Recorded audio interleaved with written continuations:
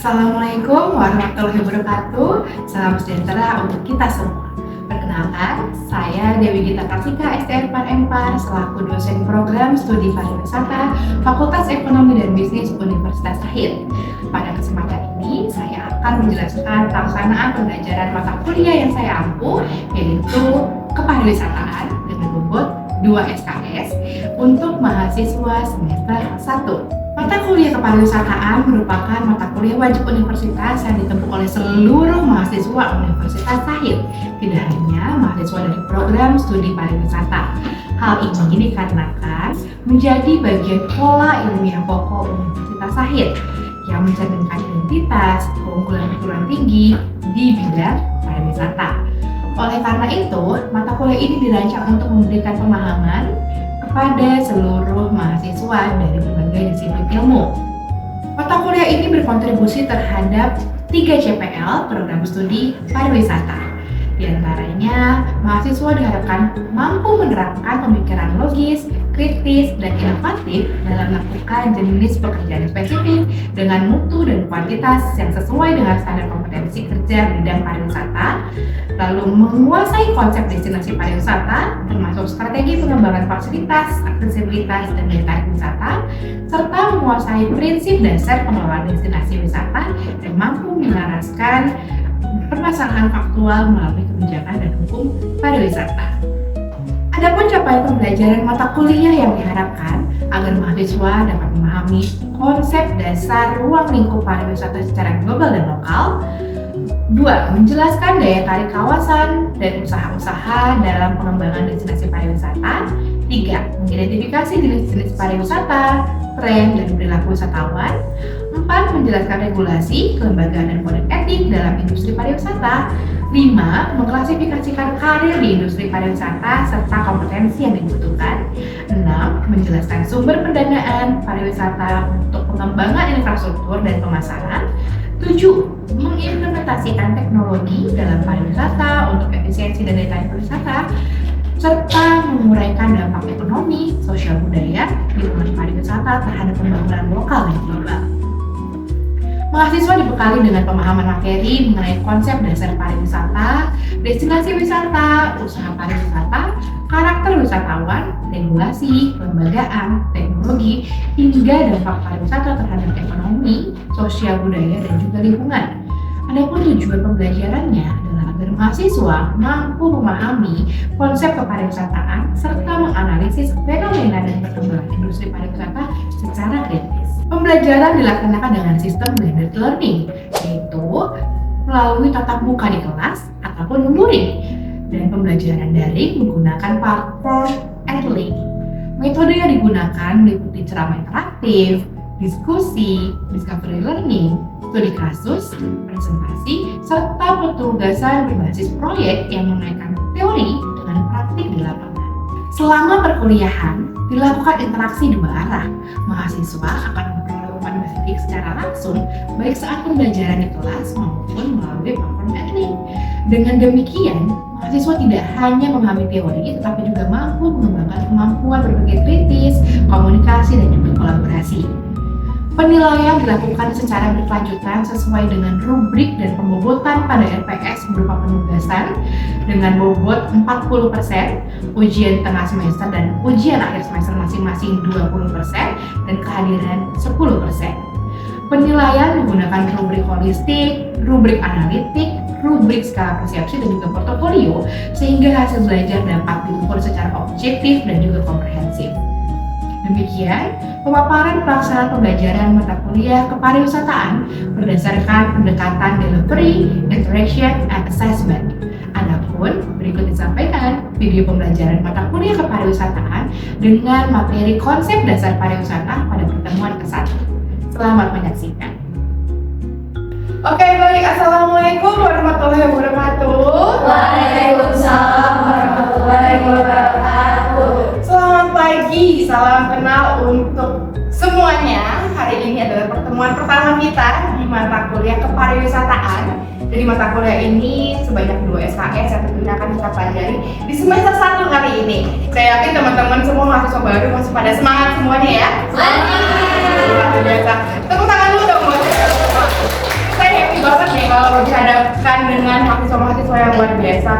ini. Baik, adapun untuk hari ini sesuai dengan RPS atau rencana pembelajaran semester yang sudah saya sampaikan sebelumnya dan teman-teman bisa akses di Si Angkat gitu ya. Pada pertemuan kali ini kita akan bahas atau materi yang akan saya sampaikan terkait konsep dasar pariwisata gitu ya. Adapun tujuan pembelajaran hari ini adalah teman-teman semua mahasiswa akan mampu menjelaskan konsep dasar ilmu kepariwisataan secara umum meliputi definisi kepariwisataan serta sistem dasar kepariwisataan dengan pendekatan 3A. Sudah familiar dengan istilah 3A? Sudah. Luar biasa loh. Apa itu 3A? Atraksi, amenitas, aksesibilitas. Oke, baik, ini sepertinya modul yang saya submit di Si Angkat sudah dibaca oleh teman-teman semua ya. Sudah. Oke, baik, ini adalah tujuan pembelajaran kita hari ini dan materi yang akan saya sampaikan terkait definisi istilah dalam kepariwisataan menurut para ahli dan sumber lainnya serta konsep pendekatan pariwisata 3A. Tadi betul apa yang sudah teman-teman sampaikan, ada atraksi, amenitas dan juga aksesibilitas. Sebelum kita masuk ke inti perkuliahan atau ke materinya, kita mau melakukan pretest. Oke, jadi teman-teman boleh dikeluarkan dulu gadgetnya atau device handphonenya masing-masing. Silakan di scan barcode di depan. Kalaupun tidak bisa scan barcode, boleh silakan di typing ya. Silakan diketik saja link yang ada di bawah gitu sebelum kita masuk. Kita melakukan pretest terlebih dahulu, tujuannya agar perkuliahan ini bisa terukur ketercapaiannya, keberhasilan dari pemahaman teman-teman semua. Oke, sudah coba di scan? Sudah. Saya berikan waktu 5 menit untuk mengerjakan pretest ya. Silakan.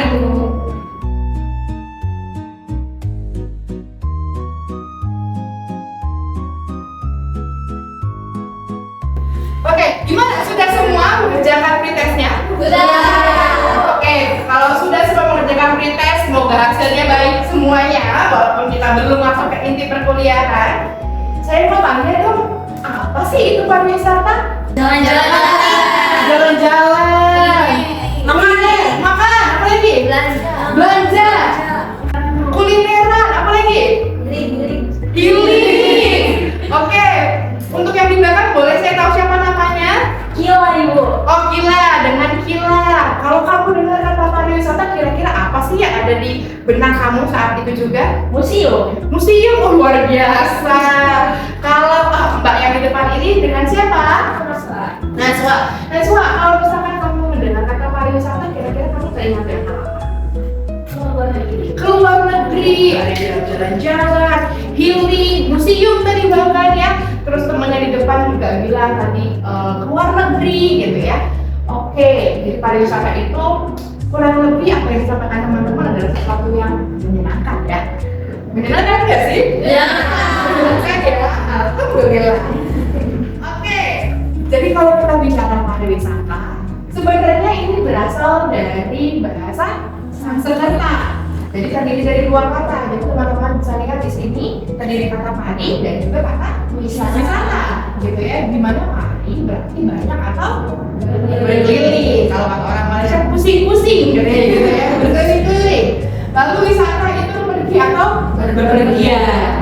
Jadi menurut Yoti, gitu ya, atau Kak Yoti, beliau adalah salah satu ahli yang memang cukup terkemuka di bidang pariwisata. Ini menurut beliau, maka kata pariwisata seharusnya diartikan sebagai perjalanan yang dilakukan berkali-kali atau berputar-putar dari satu tempat ke tempat lainnya gitu. Jadi ada pergerakan nih gitu dari seseorang dari satu titik ke titik lainnya gitu ya. Oke. Selanjutnya ini ada pengertian pariwisata menurut para ahli lainnya. Mungkin Mbak yang di depan ini dengan Mbak siapa? Aca, boleh tolong dibaca menurutnya yes? Pariwisata adalah aktivitas jalannya dilakukan untuk sementara waktu dari tempat tinggal semula ke daerah tujuan dengan alasan bukan untuk menetap atau mencari nafkah, melainkan hanya untuk bersenang-senang, menunggu rasa ingin tahu, menghabiskan waktu singkat atau waktu liburan serta tujuan lainnya. Oke, terima kasih banyak Aca.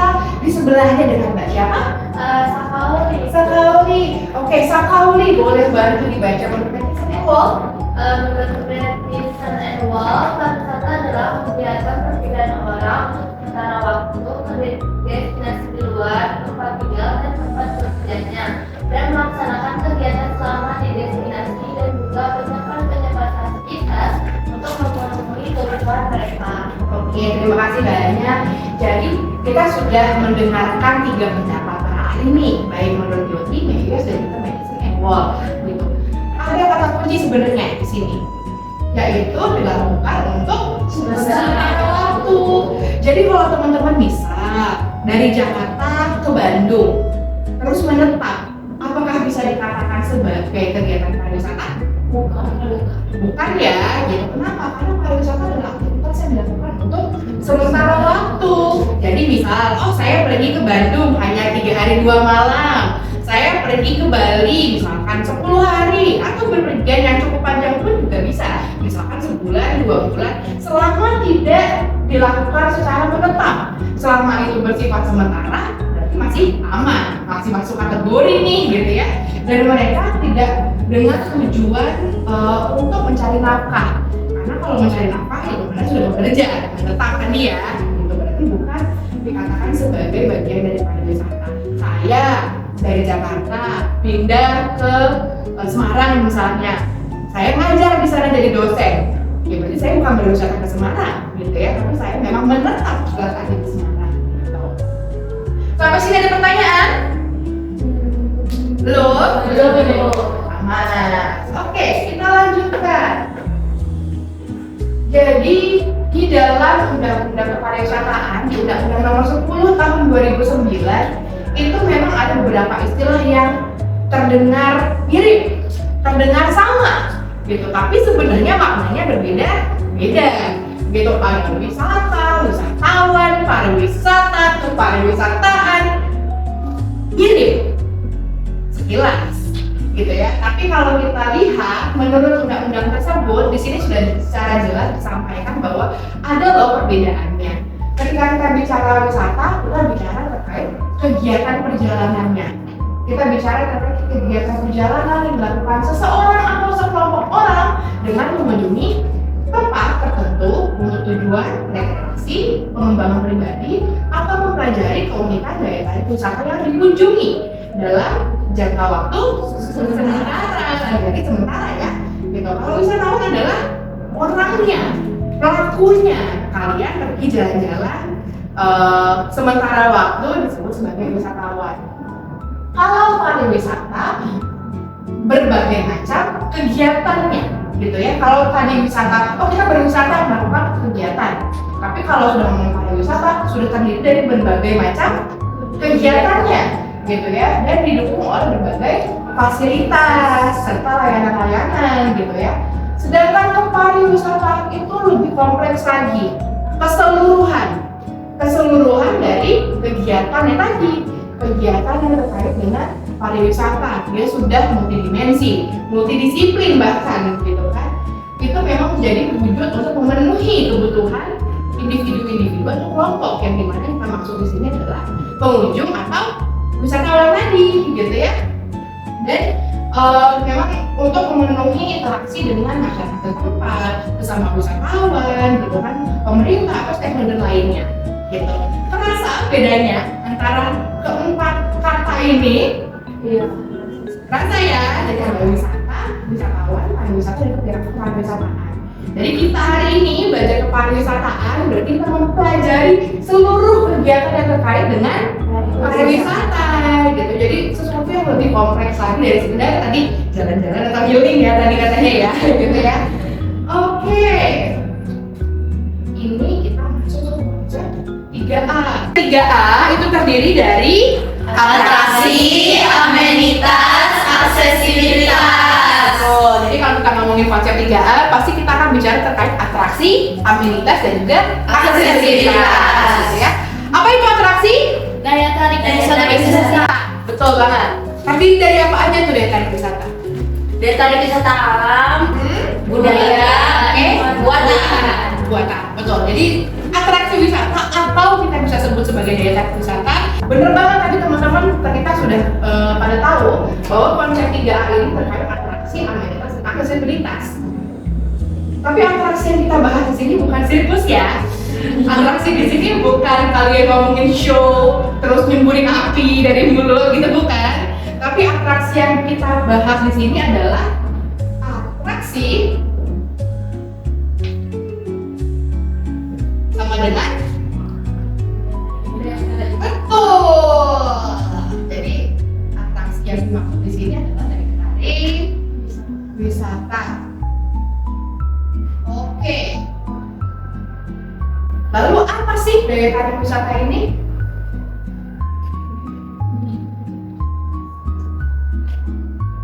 Alam, budaya, buatan.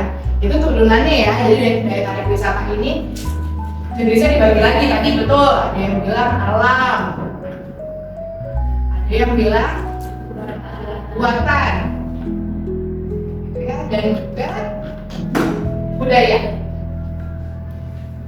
Oke, kalau kita bicara apa itu daya tarik wisata, sebenarnya kita bicara sesuatu yang membuat orang-orang tertarik. Ini juga daya tarik ya, membuat orang-orang tertarik untuk datang atau mengunjungi suatu tempat, gitu ya. Ada yang menurut mereka akhirnya mereka menjadi termotivasi untuk datang ke sebuah tempat tertentu, gitu ya. Jadi mereka, oh kayaknya tempatnya bagus nih, oh nyaman nih, oh kayaknya baru gitu kan, atau bahkan sekedar FOMO gitu kan, entah mereka suka atau mereka ikut-ikutan, tapi yang pasti mereka tertarik pada akhirnya untuk datang ke sebuah tempat wisata gitu. Nah dimana, ini betul ya, kalau alam, buatan, ataupun budaya itu jenisnya, jenis daya tarik wisata. Contohnya apa? Daya tarik wisata alam?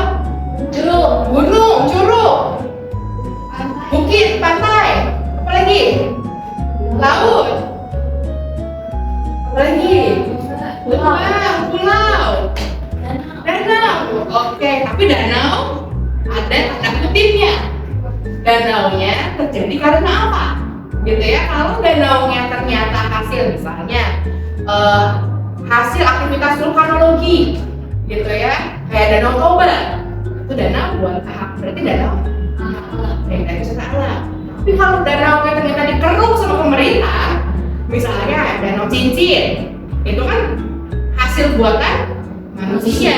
Jadi danau itu bisa jadi daya tarik wisata alam ataupun daya tarik wisata buatan. Ini tergantung ya, tergantung unsur pembentuk danau tersebut. Betul, tadi teman-teman sudah menyampaikan contoh-contohnya tepat sekali. Oke, selanjutnya amenitas. Apa itu amenitas? Fasilitas. Oke, amenitas. Saya tulis di mana ya? Saya naik ke atas dikit deh ya. Jadi amenitas. Ini A-nya sudah redup-redup. Oke, amenitas. Amenitas berarti tadi ya fasilitas. Oke, amenitas berarti fasilitas. Kalau kembali lagi tadi ke undang-undang kepariwisataan, ke Riparnas juga gitu ya. Amenitas ini ada 3 pembaginya. Ada prasarana umum, ada sarana umum, dan juga sarana pariwisata gitu ya. Jadi ada 3, ada prasarana umum, sarana umum, dan juga sarana pariwisata. Betul. Oke. Nah, jadi kalau yang untuk prasarana umum kayak misalnya ketersediaan air bersih, jaringan listrik, itu prasarana. Tapi kalau kita bicara terkait fasilitas umum seperti toilet, betul, parkir, tempat ibadah, itu pintar luar biasa loh. Anak semester 1 mata kuliah kepariwisataan ini, gitu ya. Kalau yang terakhir fasilitas pariwisata, misalnya Atraksi. Teto. Atraksi, maksudnya atraksi. Kita kan bicara amenitas sekarang. Kalau fasilitas pariwisata, restoran, betul. Homestay atau penginapan gitu ya, nggak cuma homestay tapi termasuk akomodasi lainnya. Terus apa lagi? Souvenir, toko souvenir, betul. Ada lagi?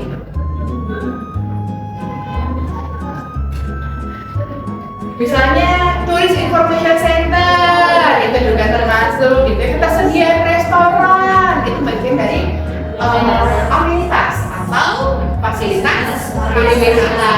Jadi turunannya ada banyak ya, ternyata gitu.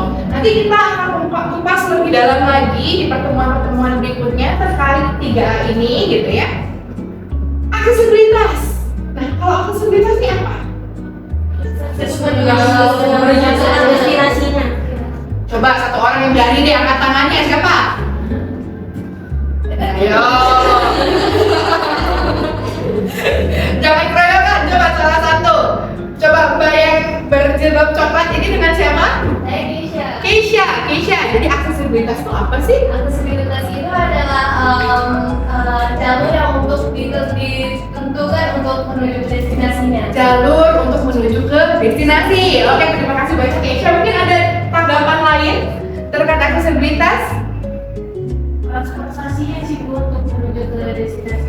Transportasi dari jalur atau transportasinya gitu ya. Jadi aksesibilitas itu sebenarnya adalah sesuatu yang dimaksudkan untuk memberikan kemudahan untuk pengunjung ataupun wisatawan untuk menuju tempat yang ingin dituju. Dalam hal ini yang dimaksud adalah daya tarik wisata gitu ya. Nah, ketika ternyata kemudahan tersebut diberikan, maka diharapkan tingkat kunjungan wisatawan pun juga akan meningkat dengan adanya aksesibilitas yang memadai gitu. Makanya sekarang kalau teman-teman mau ke Bandung misalnya bisa naik apa aja?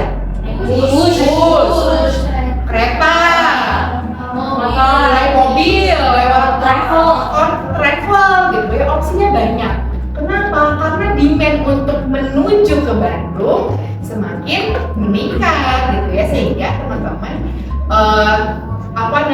diberikan kemudahan, diberikan akses untuk menuju ke Bandung. Tadi pas saya tanya, ketika dengar kata pariwisata teringat apa? Kuliner gitu kan? Di Bandung sebagai tempat wisata kuliner akhirnya dituju oleh banyak orang gitu ya.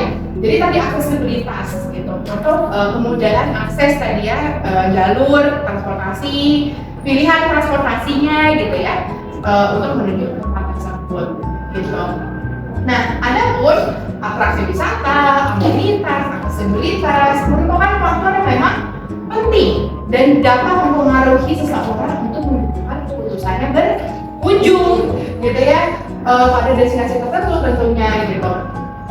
Pernah nggak kalian misalnya lagi mau pergi nih ke suatu tempat, terus nggak jadi karena setelah browsing, setelah cari tahu, ternyata kok jalannya jelek ya, atau ternyata buat menuju ke sana susah, harus pakai kendaraan pribadi, sedangkan kita mau pakai kendaraan umum misalnya gitu. Pernah nggak kalian merasakan hal tersebut? Pernah ya gitu. Jadi memang menjadi bahan pertimbangan. Atau atraksinya, ternyata kalian baca komen, ya sekarang udah jelek nih, nggak kayak dulu lagi gitu. Akhirnya kalian mengurungkan niat untuk pergi ke sana. Pernah ya gitu. Saya pun juga sama, apalagi zaman sekarang semuanya sudah ada di internet, teman-teman bisa akses dengan mudah tentunya. Jadi ketika saya lihat ternyata ada yang komen, ya dulu bagus, sekarang udah nggak kerawat misalnya seperti itu. Atau ternyata ada yang bilang, oh ini nggak kids friendly ya gitu, atau nggak ramah untuk lansia. Jadi ketika saya membawa anak, bawa orang tua, akhirnya saya nggak jadi. Kenapa? Karena amenitas di sana tidak support untuk kids dan juga tadi lansia friendly gitu misalnya. Jadi 3A ini sangat mempengaruhi seseorang untuk melakukan perjalanan wisata. Oke, sejauh ini ada pertanyaan mungkin dari teman-teman semua? Silakan kalau ada pertanyaan. Oke, baik teman-teman semua. Jadi itu tadi pengertian atau definisi terkait kepariwisataan, mulai dari wisata, wisatawan, pariwisataan gitu ya, hingga konsep dari 3A gitu. Karena sudah tidak ada pertanyaan, dari sekarang kita masuk ke post test terlebih dahulu sebelum nanti kita akhiri perkuliahan hari ini. Boleh silakan kembali di scan barcode di depan.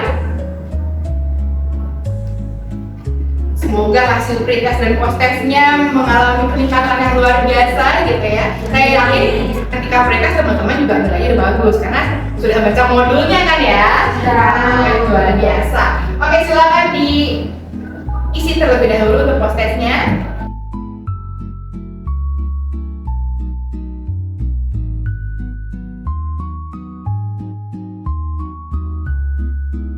Sudah semua mengerjakan post-testnya? Sudah. Oke, terima kasih banyak. Semoga hasil dari pretest dan post-test hari ini memberikan nilai yang signifikan peningkatannya gitu ya, dan semoga apa yang sudah disampaikan dapat bermanfaat buat teman-teman semua. Sebelum saya tutup dan saya akhiri, kita bagi kelompok dulu ya. Gitu. Jadi berhubung di sini ada berapa? 35 orang ya? 35 orang untuk kelas ini, silakan dibuat 3 orang per kelompok. Jadi nanti ada satu kelompok yang isinya 2 orang, gak apa-apa gitu ya. Jadi nanti silakan teman-teman diskusikan terkait konsep 3A tadi. Silakan dituliskan dan dicari sebanyak-banyaknya daya tarik wisata alam, wisata budaya, dan juga wisata buatan gitu ya, disertai dengan deskripsi dari masing-masing tempat tersebut gitu. Nanti saya akan berikan pembagian provinsinya di grup gitu, jadi masing-masing teman-teman nanti akan dibagikan provinsinya dan silakan digali sebanyak-banyaknya informasi terkait provinsi tersebut gitu, diikuti dengan ambilitas dan juga aksesibilitas untuk menuju tempat tersebut gitu. Nanti detail tugasnya akan saya masukkan di link dan teman-teman bisa akses di tugas seksi 1. Baik, terima kasih banyak. Sekali lagi saya tanya, apakah ada pertanyaan? Cukup? Cukup. Saya senang sekali bisa bertemu dengan teman-teman semua pada hari ini. Kalau sudah tidak ada pertanyaan, saya ucapkan terima kasih banyak. Saya akhiri. Wassalamualaikum warahmatullahi wabarakatuh. Waalaikumsalam warahmatullahi wabarakatuh. Terima kasih, Bu.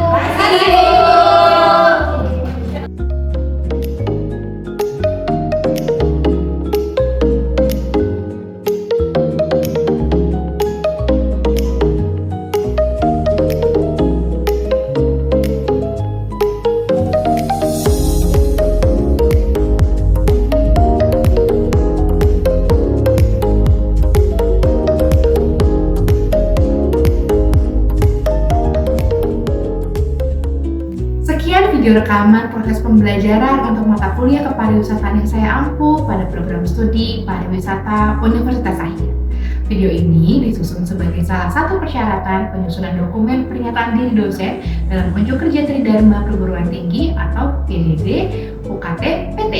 Besar harapan saya video ini dapat diterima dengan baik dan memberikan gambaran mengenai pelaksanaan pembelajaran yang saya lakukan serta menjadi salah satu bahan pertimbangan dalam proses penilaian ke depannya. Terima kasih atas perhatian dan kesempatan yang diberikan. Saya akhiri. Wassalamualaikum warahmatullahi wabarakatuh.